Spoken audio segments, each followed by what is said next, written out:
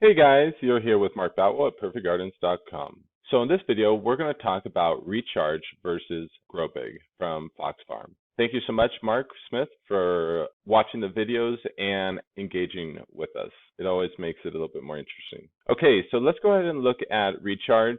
If you haven't checked out my video about Grow Big, I would recommend checking out our Fox Farm playlist and going through. In this video, I'm not going to dive too heavily into Grow Big because I've already done that. So I'm going to dive into Recharge and go into there, and then at the very end, I will compare it to Grow Big very lightly. So let's go ahead and get started. So Recharge, it has all these different glomus and bacterias, and then it also has these two right here. I'm not the best at saying them. You have kelp, molasses, humic acid, fulvic, and then amino acid. So let's go ahead and dive into each of these. So glomuses are focusing in on root development. So as you see, plant roots. And I'm not going to dive too much into explaining and describing it because it's a lot of word jargon. But basically, each and every one of these things are focusing on the ability to process nutrients. If it's a fungus, it's going to be retrieving nutrients. If it's a bacteria, it's going to be bacteria produce coenzymes for the minerals to be actually absorbed into the plants. In many videos I've talked about this, and in this video I'm going to talk more in depth about it. And right here you have more fungi. So fungi is communication and retrieval, and then bacteria is bioavailability. Okay, kelp right here is minerals. Molasses is sugars. It helps speed up the communication. Humic acid is for soil structure. Fulvic acid is just a much more refined humic acid, so it's like a chelating agent. It's able to allow nutrients to penetrate the cells of the roots a little bit easier. And then you have amino acids. Amino acids are building blocks. So everyone says building blocks. So what are building blocks, right? Well, your fingernails, right? When your DNA is talking and it's creating these protein chains, and these protein chains is the communication to build your skin cells, your fingernails, your eyeballs, all that stuff. So same thing with plants, right? If you're giving it some additional amino acids, the plant, it doesn't have to produce as many amino acids. So you're alleviating some of that tension. And by doing that, it's able to very quickly send these amino acids to different parts of these plants and alleviate work off the plant from producing them in other areas. So when I go through these, I'm basically just going to flip through them up top. I'm just pointing out that all of these things, this entire recharge is really for establishing a strong root system, and I would probably recommend this to be more used earlier in your grow versus later. They are telling you right here, though, that if you are going to be using this product with a high phosphorus, that you want to double up the strength. And it's really funny because after 900 parts per million, basically it begins to shut down your microbiology. They're just letting people know. A lot of people use high phosphorus products. But with this product, the reason why I think you don't really have to use it more in the later is because if you have a good microbiology, they will continue to keep repopulating and you don't have to keep providing more of it to your plant. Anyways, I've seen this product go around over the years. It's a good product. So as you come through, glomus, plant roots, the rhizosphere, this one right here is the Glomus interactus. So this product from Extreme Gardening, they sell the Glomus interactus as well. That's their main fungi. I love their product. The Azos, the Mycos, those products, they're phenomenal. I always talk about them. The Bacterial, this one right here, as you can see right here, I'm still going through. Biggest thing right here to be aware of is that one bacteria can produce a different coenzyme for each of the minerals that are in your environment. So there are billions of bacteria, okay, and in this product, they're giving you 3 or 4 bacteria. These 3 or 4 bacteria, if you have a full set of array of minerals, they're capable of producing a different coenzyme for each of these minerals. So each of these bacteria will produce different coenzymes for each of these minerals. I'm going to show you a video at the end of this of how these things function, and I talk about negative ionic charges and how they work, and I finally found a really great video that explains it. So we're going to go through it. I'm going to explain it more in depth. So once again, the other bacterial. As you can see right here, this bacteria is specific for calcium and magnesium. So right here, on the other hand, these phosphorus groups on the surface of B whatever can provide negative charges on the cell surface that allowing to capture some essential captions such as calcium 2 and magnesium that are necessary for cell life. I talk a lot about magnesium, how magnesium is essential for allowing all the other coenzymes reactions to happen between the bacteria and the macro and trace minerals in the environment. So as you can see, as you dive into each of these things, and if you dive into more on your own, just read through it, each and every one of these things has a slightly different function, right? So I'm saying they're developing your root system, but there's many parts of your root system. You have your root, and then you have the hyphae coming off that root, and then you have the absorption of the minerals through the cell membranes of your root system. So some people use chelating agents when they're using synthetic fertilizer because they don't have a microbiology helping to further break down and assist with the ion exchanges. And once again, I'm going to get into this later. But each of these bacteria have a slightly different function, and the scientists have been able to identify over years that these affect your plants slightly differently. As I was telling you, this bacteria is affecting your calcium magnesium, and we talked about how that affects it. So this one right here. So as I read through this fairly quickly, I kind of realized that it's saying that this bacteria champions in secreting enzymes. So once again, these scientists have realized that this bacteria helps with the secretion of enzymes, and enzymes are helping with the further breaking down and the exchange of ions. So what we were talking about before, right? Bacteria produce coenzymes. So these scientists have found that this bacteria, out of all the other bacteria, champion the secretion of enzymes. So that's why these people put this bacteria into their product.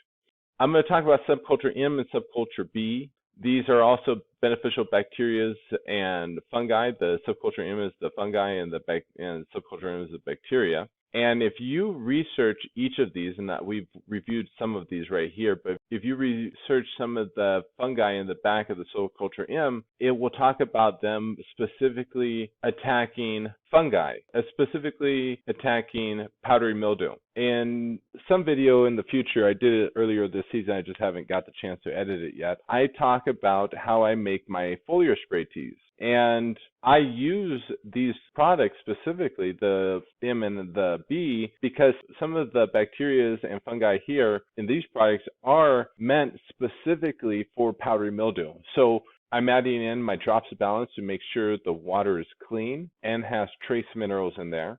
Then I'm adding in my fungi and my bacteria, because my bacteria are going to produce coenzymes, and then my fungi are going to help with the retrieval and the communication. So I'm building a foundation that is going to create a host of beneficial bacteria and fungi that are known for attacking the issues that at times grow on the surface of the leaves, which I'm talking about could be botrytis, it could be powdery mildew, things along those lines. So as I flip through here, I talked about this one. This is another fungi. Once again, right here, large amounts of cellular enzymes. We already talked about that, so I don't need to get into it more. But we're talking about how they've realized that this fungi can secrete large amounts of celluloid enzymes. And these enzymes basically help with the bioavailability of the minerals through the root systems or through the leaves. It helps permeate the leaves, right? So we were talking about they use chelating agents. Well, in a sense, this fungi is in a sense a natural chelating agent, because that's in a sense is what it's doing for you.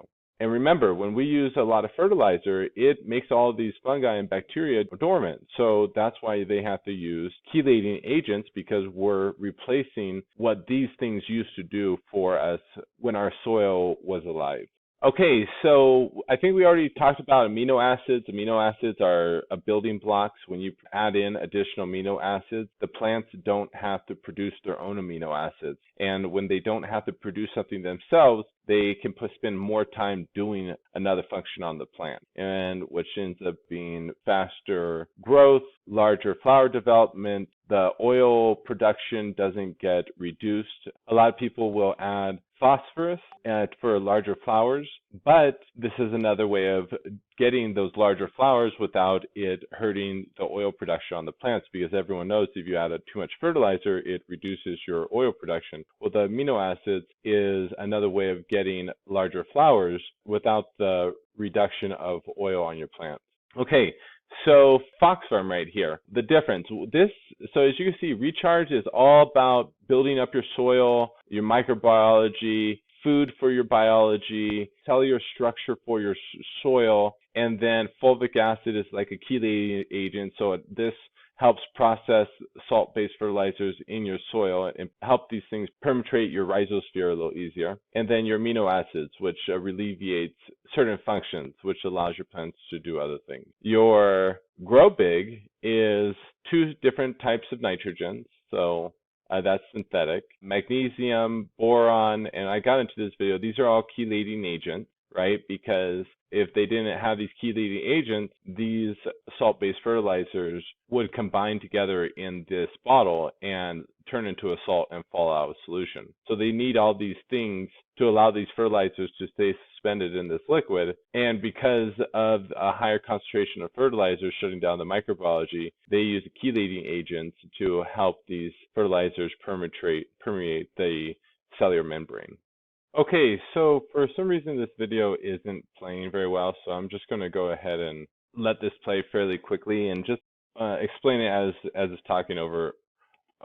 In order to understand humic acids, we must first talk about humus. Okay, so this is humic acid.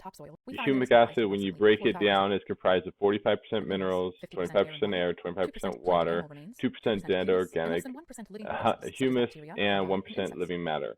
The formation of humus is so whenever you look in the back and bottom, they say humic acid, it is a emulsification of all that stuff and put into a liquid. And all these components are kind of extracted out. Continuous cycle. The first part is the breakdown of these things die, the microorganisms come eat it, gets broken down, and it gives life back to the plant. So these beneficial bacteria work together. I really wish they would have, this would have worked. So this is humic acid, right? So this humic acid helps build structure within your soil. And we talk about this a lot with growing with cocoa versus growing in soil, right? So in soil, let's talk about their relationship with plants. There is structure, and it allows these minerals to basically take hold onto into the soil because of the carbon, which is the humic acid.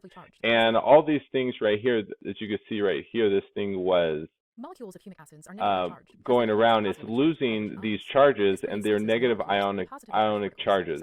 And so this is why I talk about drops balance. Drops balance is a negative ionic charge. And when you have this humic acid and you have these negative charges, it's pulling in these positive charges. So what are these positive charges? These positive charges are minerals. So it always has this relationship between negative and positive ions within your soil. So when these things get collected, your fungi go and retrieve these minerals, and then because we talked about the coenzyme, right? So while it's being attached, this coenzyme process is happening. So when you have this ion exchange, these ions are able to be absorbed into your plant. And so that's why I'm always, and we talk about all these other minerals, they talk about cation exchanges. The mineral portion of soil is comprised of various combinations of sand, silt, and clay. And as you because clay particles have a strong negative charge, soils with large they're talking about the cellular structure. So all this is humic acid and all these minerals, all right? So the humic acid is a negative ionic charge, lignite, clay soils, stuff like that. And when the minerals come down on the soil, they have something to attach to. And so same thing with the water. All these things, these structures kind of help water retention because there's something to grab onto. But when you have a soilless growing media, these minerals will wash away.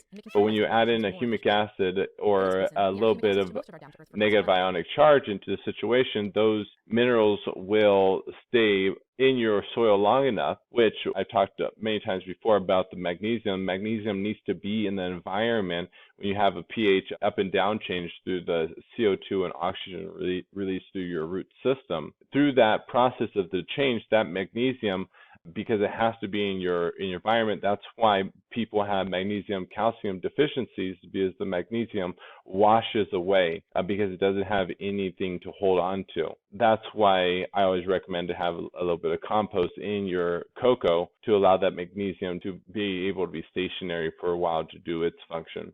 So humic acid allows for cellular structure to happen, and that's why I always talk about humic acid is there to rebuild your soil, but fulvic acid is like that chelating agent. It's a much smaller molecule, so it's able to permeate that membrane a little bit quicker. That's why I'm always talking about drops of balance. Drops of balance is an ionic sulfated mineral product, has 50 to 60 plus ionic sulfated minerals, and once again, it is doing many different things to help build more cellular structure in your water, which with that more cellular structure, it's able to hold on to things better in the water. So when you're watering your plants and you have all this humic living matter in your soil, there's structure for things to hold on to and not just evaporate away. And when you have things evaporate quickly away, what happens, right? Plants dry back, or even you get more mold problems like powdery mildew and stuff. It's because there's nothing in your soil to hold on to that moisture. That's why sometimes people